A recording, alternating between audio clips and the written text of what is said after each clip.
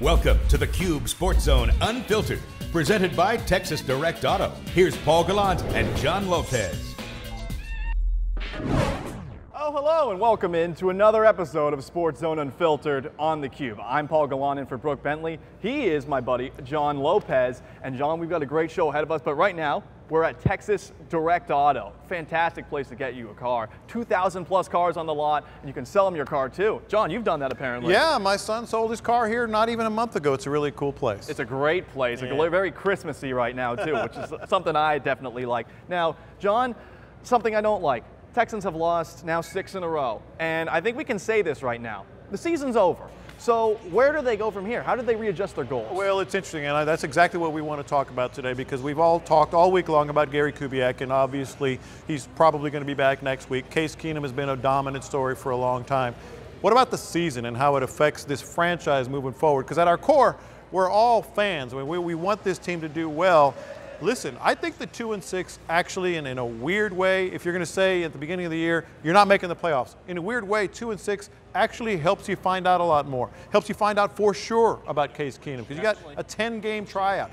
Find out for sure on Randy Bullock, because a lot of people were saying he should have been cut. Okay, maybe they didn't cut him because they want to find out for sure. Find out for sure on some of these guys on the defensive and offensive lines. Well, on Bullock, I think we found out for sure. Yeah, in your opinion. But don't you agree with that? Well, you know, it's definitely true that they have a lot of time to figure things out, and since there isn't, I guess, the mindset that, okay, we need to win every game because we want to get as good a playoff seeding that we can possibly get. I mean, they're not going to get a playoff spot. I'm sorry. They could potentially win out, but there's a really hard chance of that happening. Chance. So now you can look at personnel.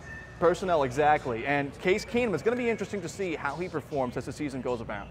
You know, you talked about personnel. One piece of personnel that the Texans brought in this offseason with high expectations. It's the greatest signing in Texans history, was one Ed Reed. Well, guess what? He kind of got benched on Sunday night. His playing time significantly decreased. He didn't kind of get benched. He got benched. I mean, Shiloh Ko came in for him. Listen, he is the biggest name free agent signing this team has ever had. You talk about guys like Arian Foster, well, he was basically undrafted. Antonio Smith had been the biggest free agent signing. This guy was going to change things, was going to be that center fielder, really help this defense, which was on the verge of dominant again last year, minus Brian Cushing. Well, now you don't have any Brian Cushing. The middle of the field is a disaster with Manning hurt as well. Ed Reed, I mean, he's a Hall of Famer. He's a great player. We both love him. I know that for a fact. But he's a bust, and you got to call it what it is. He definitely has been a bust. He hasn't made those impact plays for you, and he's not a guy that's being looked to in the locker room for leadership. So with that in mind, let's go to a guy who is supposed to be a leader on this team, and that's Arian Foster. And unfortunately, another injury, the back injury that he suffered, it seemed like on the second play against the Indianapolis Colts Sunday night. John, you're not so sure he's going to be back this year. Well, you talk about 2-6. I think you should almost shut him down. The injury in the preseason was the hamstring and the calf, and then the back. Well, right now it went from the hamstring to the back. That's a recurring injury. That could conceivably lead to surgery. I mean, we know that. We've talked to medical experts say, you know, if it gets bad enough, it could be surgery. Shut him down. Find out more on Ben Tate. Heck, I know it's a big cap hit next year with Arian Foster, but you may need to make a decision at running back in the draft and quarterback. Definitely. That's a really interesting point because, yeah, if Arian Foster can't stay healthy long term, all the money that you're giving him, maybe you want to give that money to Ben Tate, who's playing through cracked ribs, might not be able to hold on to the ball all the time. Absolutely. John, not everything's going well in the world of sports in H-Town. The Rockets, coming off a loss to the Lakers, man, there are serious problems with this team, and we knew that this was going to take some time for them to gel. The Miami Heat took time to gel, but right now, this team is really struggling on defense, and offensively, they're stagnant. Well, I have a couple of quick thoughts here, and I want to get yours. Number one, Omer Asik and Dwight Howard, it's not ready to pull the ripcord just yet on that experiment. I wish they would. But you got to give them a couple more games, a couple more weeks maybe, but it's not working at all. Second thing I think is very interesting. I think they've made the decision, Patrick Beverley is their point guard, and I'm happy with that. Me too. But James Harden falling into the habit of dominating the ball.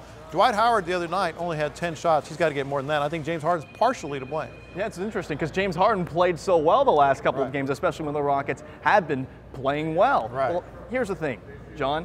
That's one segment in the books. But coming up next, we got a special treat because guess who's coming to town? One Ed Biles, former Houston Oilers coach. He'll be sitting in with us. We'll ask him about what Gary Kubiak's going through right now and what Wade Phillips can be expected to do in his stead. Don't go anywhere. This is Sports Zone Unfiltered on the Cube at Texas Direct Auto. Sell them your cars.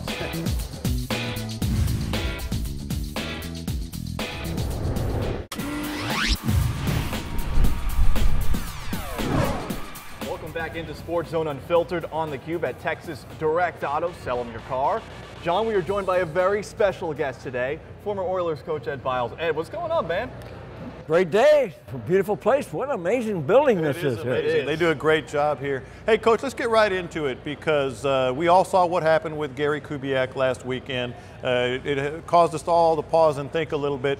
You've been on that sideline with the Houston Oilers. You know what goes into everyday life of a head coach and the pressures. Can you share a little bit of that? Well, what people don't realize is what a head coach goes through daily. First of all, you've got an owner who might want to see you. You've got a general manager who might want to see you. You have got about 50 players who might want to see you. You got a trainer. You have got a equipment man. You've got to put up with people like you daily. You got the TV stations, the radio stations, and every one of them thinks that they're the most important person in the world. So daily, your routine is going through all that. Then you've got your assistant coaches that you have to work with. So it's amazing that there's not more things happen that way because the stress is just more pressure than it is stress. As I said, you got all these people who want some of it, and then you got a family who you like to see once in a while. You begin when preseason practice begins, you go 7 days a week from the start of practice till the very end of the season to your limit. Most people get a day off. The players get some time off. Coaches, absolutely no time off, 7 days a week. And again, at the head coach's position, you get the additional pressure of all these people that want to deal with you. Right. And head coach Gary Kubiak getting some time off this weekend because of the mini stroke that he suffered against the Indianapolis Colts. But Ed, I imagine for a head coach and a guy who goes through all that routine over the course of the season, he's kind of wants to get back out there. Well, of course he does because his life is coaching. You know, the coaching part of it is fun. I coached 37 years, never felt like I was going to work. But the other aspect of it, what becomes a problem for, and especially when things aren't going right, you walk off the field, you just lost a tough game, and some reporter sticks a microphone up your nose, like you want to knock the thing away and say, get the hell out of my way. Or you want to say to him, you'd like to say to him, what a stupid question, but you can't do that. So you got to be diplomatic, you got to handle yourself, and sometimes under trying conditions, and eventually, like I said, I'm amazed it actually doesn't happen to more often than it has. How do the best coaches, how did you deal with the daily grind? Because I'm sure you feel it. I'm sure you wonder at some point, boy, I bet you my blood pressure right now must be off the charts. Well, you don't think that way. Coaches by nature are optimistic people. Yeah. You always think you're going to win. You always think you're going to the game. You always do your best preparation, trying to prepare your team. You're trying to look for an edge that I can give you. For instance, the time we beat the finals when Earl Campbell was hurt, we found out that Dan Fouts put his feet in like that, they were going to run the ball. If he did this, it was a pass. So we had a pretty good tip. Those are the things a professional coach, you're trying as a coach to give to your player. That helps you a lot. For a guy like Wade Phillips who has to fill in on an interim basis, that's a guy you know very well. What does he have to do to, I guess, keep everything on the same level? Well, actually, I don't mean this the wrong way, but really pretty much nothing. Everybody's got their defined job now. The offensive situation will be taken off by the quarterback coach. Wade will just coach the defense. He's got a few decisions to make, take this penalty, not take this penalty. Encourage the team, hey, let's win one for Gary, so to speak. But in reality, his job doesn't change a heck of under these circumstances. And he's had plenty of experience. He was the interim coach when his dad resigned. He's been through this situation before. Wade's got a lot of experience with it, so it's not going to have any effect. I wouldn't be a bit surprised to see the team play very well this weekend. Good deal. What about, now you also are very familiar with the Astrodome. You were on the floor of the Astrodome at its highest, most memorable moment with the pep rallies after the 78 and 79 games. Your thoughts on the Astrodome finally going away? I think they did a terrible job. The people who were supporting the Astrodome did a terrible job. They didn't get out and work at realizing the history. One of the problems we have in this country really is we don't support our history. You go to England, you think churches are built 1200. This country wasn't discovered. So we don't do a very good job of realizing the importance of it. I've always had a great theory on the Astrodome. I said, can you imagine if they turned that into a casino, how much money they would make, all that money going to across Louisiana? But that ain't going to happen because of people here. But anyway, the Astrodome, it's a shame. But I hope that somebody's going to step forward and pick the pieces up.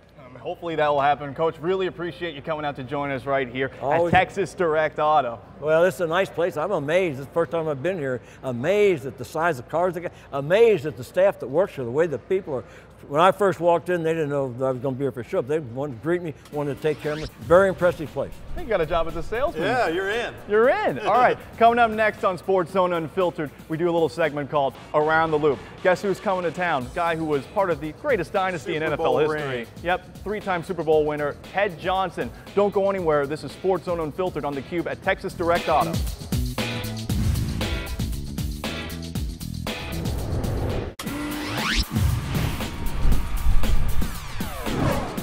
Welcome back into Sports Zone Unfiltered on theCUBE. We are at Texas Direct Auto. Sell them your car. To my left is John Lopez. To my right is Ted Johnson. I know you can't tell the difference, so we have to be specific about that. It's time for Around the Loop, where we take a look at some of the hot topics in the city of H-Town when it comes to sports. Ted, something you talk about a lot during the Fred and Ted show on Sports Radio 610 is accountability, and that's something that you're very familiar with in New England. What does it say about this team that Randy Bullock is still employed? Yeah, it's one of those deals where when it comes, I'm a huge accountability guy. Accountability as far as what I mean is, your job should always be on the line in the NFL. No one should be granted immunity. Maybe the only guy is a quarterback and a well-established quarterback, but pretty much the NFL, the way it's set up with guaranteed contracts, you're constantly singing for your supper. Right. Okay, so who cares what you've done in the past? Doesn't matter. Shouldn't have any bearing on what you do in the future. So you are judged. They take film of us on every snap in practice, and we get a check plus or minus. I mean, you're graded on every single rep, every single snap, and obviously the games as well. So you should be held accountable. If you're not getting it done, you got to put somebody else in there that can get it done, and you just don't see that from the Houston Texans. They're kind of slow on the draw on a lot of these things. You could argue Matt Schaub should have been yanked 3 games sooner than he was. At least a couple. That's the glaring one. Randy Bullock, they're going to love the one they're with, I guess. Part of it because they have so much trust and faith in their scouting department. And they think that maybe the sample size isn't enough. I would disagree. I would say the sample size at this point is certainly enough that warrants him, not being on the team. What about this? Had Rick Smith and Gary Kubiak had a couple of Super Bowls under their belt, would Brandon Harris still be here? Would the quick trigger have been pulled quicker for Sam Montgomery and Trevardo Williams? And would Randy Bullock here? Because let's face it, they're draft picks, and a lot of times these guys don't want to look bad, having a bad draft pick. Oh no, they do. They certainly don't want to look bad. Are you kidding me? These guys, look, again, they take a lot of pride in their scouting department, and it's, historically, I think they've hit on more than they've missed. Sure. But this year's draft class, I think, is absolutely apropos to be critical of it. I mean, Trevardo Williams, Sam Montgomery, Chris Jones, the 6th-round draft pick, you guys. He's in New England making plays. He's in New England making plays, John. You're absolutely right. And so, to me, they missed on him as well. I think it's very much warranted that there's criticism towards them as far as where they have missed this year. And you know what? Sometimes in life, it's hard for us to admit we're wrong. I mean, it's one of the worst qualities in a person that can't say, I was wrong. Just say you're wrong and move on. They need to do that with Randy Bullock because it's costing this team. You've played for some fiery tempered coaches before, one Bill Parcells. You've played for some mildly surly coaches in Bill Belichick. Yeah. Those are guys who seem to really focus and stay and stick there, go there, be at work 12 hours a day. Yeah. And a guy like Gary Kubiak, who seems so even-keeled, he goes through what he went through this past week. What does that mean when you see something like that? Well, here's the thing. Stress is look. It doesn't matter if you're type A or you're a mellow guy. It affects everyone. Just because Gary Kubiak isn't this fiery guy. Look, to me, stress played a huge part. Sure. And being 2-6 plays a huge part. And going through what he's had to go through with Matt Schaub. Having to cut friends. Yeah, and I don't think, here's the thing about Gary Kubiak. We all know he's a good guy. Yeah. He's a nice guy. And so we all sit there and we demand him make these tough, he's got to do this, he's got to do that. He makes it a very impersonal business, personal. Right. He has relationships with these players and these coaches, so it's much harder for him to do it. It's easy for us to say, hey, he's got to do this, this, and this, but for him, it's a different thing. What about the combination of the stress and the pressure with something you're familiar with, CTE? I mean, Doc first came on our show and said, I know you've been told this, CTE can lead to a greater risk of stroke. Yeah. And so I'm thinking the combination of those two, it kind of came out of nowhere, took me by surprise, but I thought it was a good point. Yeah, and Gary played a lot of college football. That's just another log on the fire. Now you got something else to worry about. With the CTE debate. I hadn't heard that one before. But yeah, no, it's brain trauma is obviously something I feel very, I like talking about, but I'm fearful for my own sake because I retired because of concussions. Right. But Yeah, when it comes to that issue with you got by the way, Tony Dorsett being very vocal this week about some of the issues.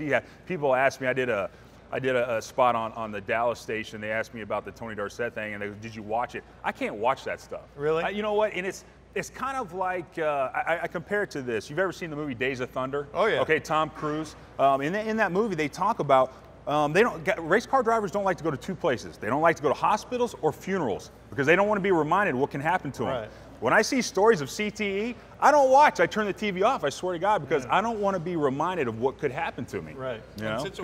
In situations like what you see with Gary Kubiak, those are also things you don't want to see happen out there. And unprecedented, I've never seen anything like it where a coach goes down like that. And I got to be honest with you, I was kind of sick to my stomach. It changed the whole dynamic for me. So if I had that kind of physical reaction, you know the players did. Right. Coming up next on Sports Zone Unfiltered, Ted Johnson's going to give you his smoking, piping hot take of the week. You don't want to miss it because he's won 3 Super Bowl rings. He knows more than you. Me, right? Exactly. It's Sports Zone Unfiltered on the Cube at Texas Direct Auto. Sell them your cars.